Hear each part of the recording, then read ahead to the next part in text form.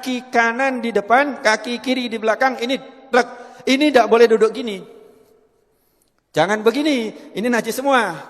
Jadi ini, monggo, latihan Pak. Belum tentu bisa. Nanti ini berhubungan dengan toharo. Kalau kencingnya tidak beres, wuduknya pasti tidak beres. Kalau wuduknya tidak beres, sholatnya tidak beres. Kalau kita perhatikan, kita sering lupa bahwa kunci sholat itu ada pada wudhu. Apabila wudhunya tidak beres, maka secara otomatis sholatnya tidak beres. Wudhunya akan ditentukan dari toharohnya. Kalau toharohnya tidak beres, maka wudhunya akan tidak beres dan sholatnya juga akan tidak beres. Rasulullah sallallahu alaihi wasallam dalam satu hadis beliau menyampaikan supaya berhati-hati di dalam buang air kecil.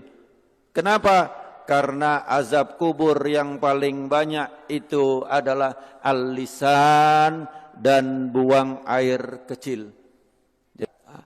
Bagaimana cara kita untuk supaya kencing itu benar? Supaya kencing itu tuntas, supaya kencing itu bersih daripada hadas. Bahwa seseorang yang toharoh sering sekali keliru. Kenapa keliru? Karena ngambil gampangnya, ngambil mudahnya, yaitu kencing berdiri. Bapak-bapak sering kencing berdiri, tapi ibu-ibu kencingnya jongkok. Nah, pada kesempatan ini saya ingin menyampaikan bagaimana cara kencing yang benar, kemudian hubungannya dengan kesehatan. Kalau seseorang yang kencing berdiri, bisa saya pastikan dan saya sudah uji coba, ternyata masih ada sisa. Di saat seseorang buang air kecil dia berdiri, maka posisi klep seperti ini. Ini, ya toh? Seperti ini. Panjang, ngapunten, di dalam masjid, tapi karena ini kedokteran harus saya sampaikan. Untuk perempuan, kantong kencing, terus kemudian ada namanya uretra, saluran yang keluar, itu panjangnya 1 sampai 3 cm untuk yang perempuan. Jadi sangat pendek. Tetapi kalau untuk yang laki antara 5 sampai 7 cm. Jadi panjangnya uretra, kalau dalam bahasa kedokteran disebut penis atau bahasa Indonesia itu yang dinamakan burung, ya toh, ini panjangnya adalah 5 sampai 7 cm. Nah, dari 5 sampai 7 cm itu klepnya ada di pangkal. Jadi bukan di ujung. Bukan di ujung daripada burung atau penis tadi, yang ini tadi bukan di ujung. Tetapi di pangkal. Jadi di kantong kencing, di pangkalnya itu inilah tempat klep. Pernahkah kita bertafakur tentang klep? Siapa yang membuka dan menutupnya? Hanya Allah Subhanahu wa taala yang memelihara kita. Kalau seandainya dibuka terus Pak, celek buka terus, gimana kira-kira kita? Ngompol semua Pak. Atau sebaliknya, kalau seandainya nutup enggak buka, gimana kira-kira? Kita enggak karu-karuan Pak. Enggak usah lama-lama, 1 hari saja nutup enggak karu-karuan. Bagaimana cara toharoh yang benar? Cara toharoh pertama, cara kencing yang benar adalah hendaklah jongkok. Siapa yang mengajarkan kencing berdiri? Itu adalah ibu-ibu. Kenapa? Kalau anak kecil, waktu kita masih kecil ya, kalau anak perempuan disuruh jongkok. Tapi kalau anak laki, dipegang ketiaknya, atau bahasa Jawanya keleke, pegang, benar gak Pak? Celak, begini kan, disuruh kencing berdiri. Bahkan kadang-kadang anak-anak kalau ada yang kencing jongkok, dibilangi, oh kayak anak perempuan. Kencingnya kayak anak perempuan. Ini satu ajaran yang perlu kita luruskan. Perlu kita perbaiki bahwa kencing yang benar itu adalah jongkok. Apa hikmahnya? Satu, nanti insya Allah saya akan kupas hikmah daripada kedokteran. Bagaimana cara jongkoknya? Yang pertama adalah seseorang kencing jongkok itu saya ngadep ke sana, ini posisi kaki belakang. Jadi maaf, bukan begini. Bukan kaki ini rata, tidak, bukan begini. Ini. Tapi adalah dengan cara, ini saya tunjukkan ke belakang, dengan cara kaki kiri di belakang, gini, kemudian ini, apa bahasa Indonesianya apa ini? Bokong atau pantat, ngapunten ya di masjid ya, tapi saya sampaikan nggak apa-apa ya.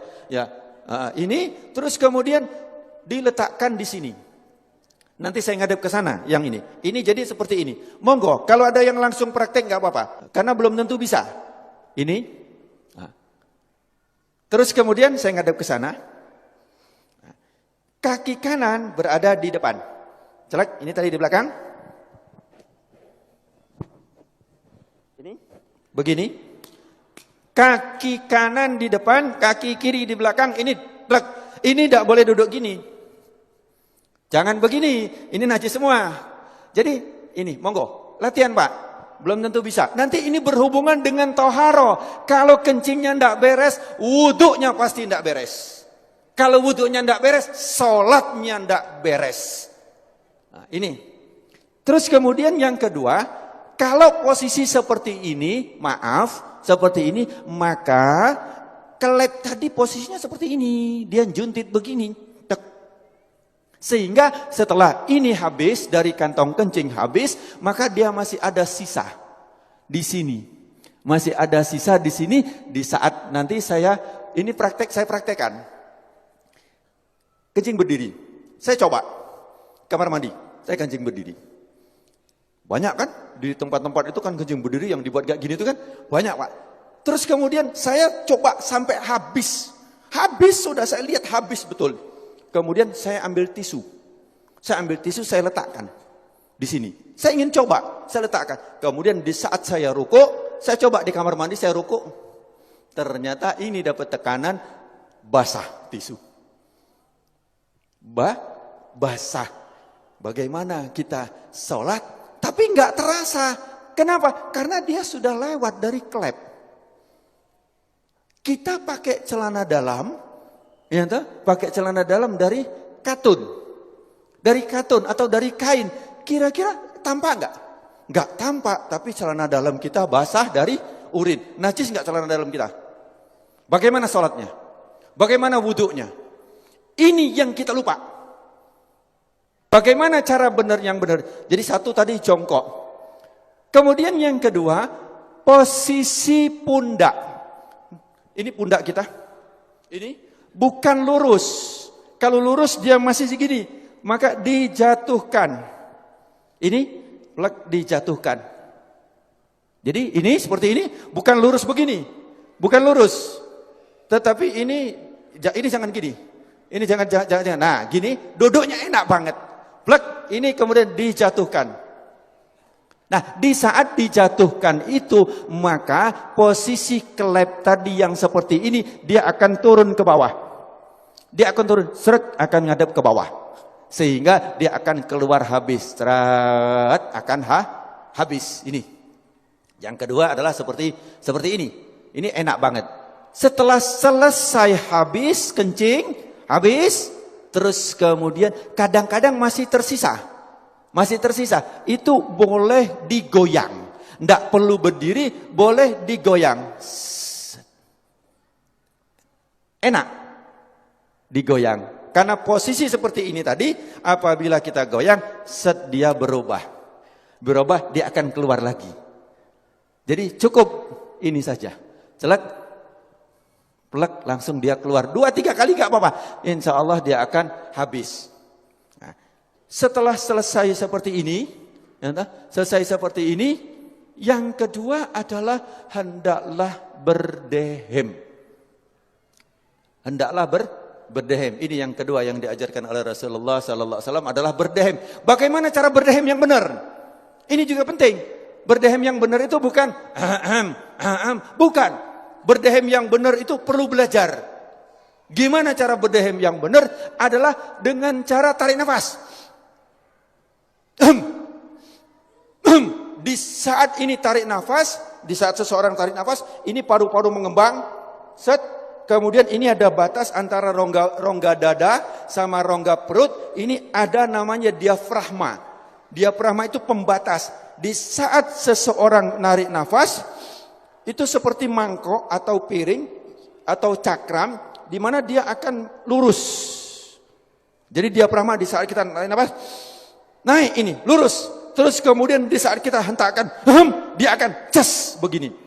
Di saat begini, dia akan menekan rongga perut, kemudian dia akan menekan daripada kantong kencing. Sehingga yang ditekan adalah bus, bus, bus, dia akan keluar. Tetapi kalau lego dek kini, belum. Jadi tidak keluar. Gampang ya, seolah-olah gampang. Saya belajar berdehem itu 15 hari. Yuk, bagaimana cara berdehem yang benar? Saya bertanya. 15 hari baru tahu dengan cara tarik nafas. Nah, bukan cara berdehem kayak orang mau lewat ada sandalnya. Bukan.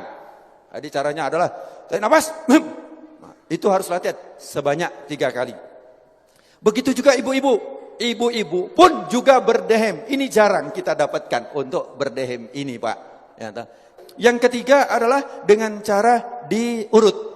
Untuk yang perempuan itu adalah ditekan dengan menggunakan tangan kiri, ditekan di atas ini. Nanti kapan-kapan kalau ada pengajian khusus ibu-ibu, nanti akan saya jelaskan bagaimana cara menekan daripada kantong kencing dari atas. Plek, ditekan, dia akan keluar. Kalau untuk yang laki-laki, itu adalah dengan cara mengurutnya. Bagaimana cara mengurutnya? Adalah dengan menggunakan tangan kiri, bukan tangan kanan. Kemudian dengan tangan kiri itu, cara mengurutnya bukan dilingkarkan. Nah, sebelum saya menceritakan tentang bagaimana cara ngurut, biasanya kadang-kadang ngapunten, ini disentik. Benar, ini disentik, benar. Saya pengajian di mana-mana, itu ternyata, dokter, itu harus disentik, dokter. Nah, kalau disentik seperti ini, tujuannya betul, supaya tuntas. Betul, supaya tuntas. Tapi caranya yang salah. Kenapa? Di saat begini, maka dia akan ke paha sini dan ke paha sini. Celetik, celetik. Dan tidak terasa. Kenapa? Karena kita sudah biasa pakai celana, sehingga tingkat kepekaan daripada ini sudah sangat sedikit. Sensitifnya sangat sedikit. Sehingga tidak terasa kalau kena hanya percikan 1 atau setengah tetes ke sini dan ke sini. Kemudian kita pun wudhu. Kemudian sholat, bagaimana badannya? Najis. Bagaimana celananya? Najis. Kita seolah-olah selesai. Belum. Kemudian yang ketiga adalah dengan cara ditekan. Bagaimana caranya? Bukan dilingkarkan. Jadi bukan dilingkarkan seperti ini. Melingkar, bukan. Bukan juga kalau ini jam. Lingkar 12, 3, 6, 9. Ya. Bukan jam 3, jam 9. Bukan begini. Bukan seperti ini. Tetapi adalah jam 12, jam 6. Jam 12 itu adalah jempol untuk sebagai penahan, penopang. Kemudian yang jari kelingking. Jari apa ini? Kelingking ya, bahasa Indonesia kelingking ya. Jari kelingking ini adalah untuk ditarik ke depan. 1 kali, 2 kali, 3 kali. Dilakukan seperti itu. Kalau untuk yang perempuan dengan cara ditekan. Nanti tempat mana yang ditekan itu khusus untuk ibu-ibu. Ya, bagaimana nanti cara menekan untuk membuang air kecil. Bapak-bapak rahimakumullah. Saya ambil satu kesimpulan. Yang pertama, kalau kencing berdiri sudah saya uji coba, sudah saya lakukan, ternyata tidak mungkin kencing berdiri begini. Itu satu, pasti begini. Ya, atau malah begini, maka semakin juntit daripada kelepnya tadi pasti ke atas. Yang kedua, sudah saya coba dengan cara kencing berdiri itu, kemudian dilakukan dengan waktu kita ruku, kita sholat, itu saya coba untuk di kamar mandi ruku, ternyata dia keluar dan saya sudah coba dengan tisu.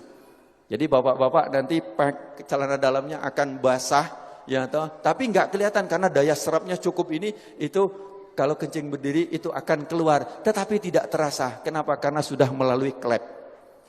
Kemudian yang ketiga adalah cara hitan yang benar, maka dia tidak ada sisa sama sekali di bawah ini. Kalau masih ada sisa di saat yang tetesan-tetesan yang terakhir, dia akan masuk. Dia akan masuk. Kemudian yang kedua adalah cara duduk yang benar. Cara jongkok yang benar adalah, saya ulangi, kaki kiri di belakang, kemudian ini diletakkan di sini dengan nyaman, dengan enak. Ini. Terus kemudian posisi yang kaki kanan adalah seperti ini, tapi ini jangan dijatuhkan. Sekali lagi, ini bukan dijatuhkan, tapi begini. Jangan bingung, biasa saja, plek, enak, plek, biasa saja. Terus kemudian yang kedua, kalau agak gemuk ini boleh dibuka. Boleh begini, kalau agak gemuk. Yang kedua adalah posisi pundak jangan lurus. Kalau lurus kantong kencing masih seperti ini. Dan posisi daripada klep seperti ini. Harus jong begini. Dengan begini maka posisinya akan ngadep ke bawah, klep akan ngadep ke bawah, ini juga akan tekanan. Ini bisa dilihat, ini dia akan menekan sini, akan melipat. Set, dia akan masuk ke dalam. Kedua. Kemudian setelah itu berdehem. Selesai, habis. Kalau belum habis, saya ulangi, begini, boleh begini. Boleh begini. Ya, untuk apa? Supaya dia akan begini. Dia akan keluar, akan enggak anyang-anyangan lagi. Terus kemudian yang kedua berdehem. Cara berdehem, tarik nafas. Jangan biasa. Jadi kalau aja belum. Terbukti cara evaluasinya kalau hanya dia di sini. Akan dirasakan di sini. Coba di sini. Tapi kalau tarik nafas pasti di bawah. Dia akan keluar. Tes 3 kali. Setelah itu baru kemudian dengan cara diurut. Tapi sebelum berdehem, sebelum diurut, tadi kita harus geser supaya dia ini. Bapak-bapak rahimakumullah, sebenarnya tentang toharo ini masih banyak yang harus kita kupas. Tapi ini saya himpun sebanyak mungkin. Hati-hatilah kita di dalam bertoharo ini, karena Rasulullah SAW sebagai penutup, Rasulullah pada satu hari itu berjalan, kemudian ada 2 kuburan. Satu kuburan ini kata Rasulullah sedang disiksa. Kenapa? Dia cara toharohnya atau cara kencingnya enggak beres. Tapi ingat bahwa kita dikondisikan supaya menjauh daripada ajaran Rasulullah sallallahu alaihi wasallam. Di sini saya dari medis, saya akan usahakan untuk bagaimana hikmahnya daripada apa yang diajarkan oleh Rasulullah. Bagaimana tidurnya Rasulullah, bagaimana makannya Rasulullah, bagaimana menguapnya Rasulullah, bagaimana wuduknya Rasulullah, bagaimana taharahnya Rasulullah. Itu bisa dikupas habis dengan tujuan kita kembali kepada apa yang diajarkan oleh Rasulullah sallallahu alaihi wasallam. Mudah-mudahan beberapa penyakit akan dihindarkan oleh Allah Subhanahu wa taala. Amin Allahumma amin. Al-Fatihah.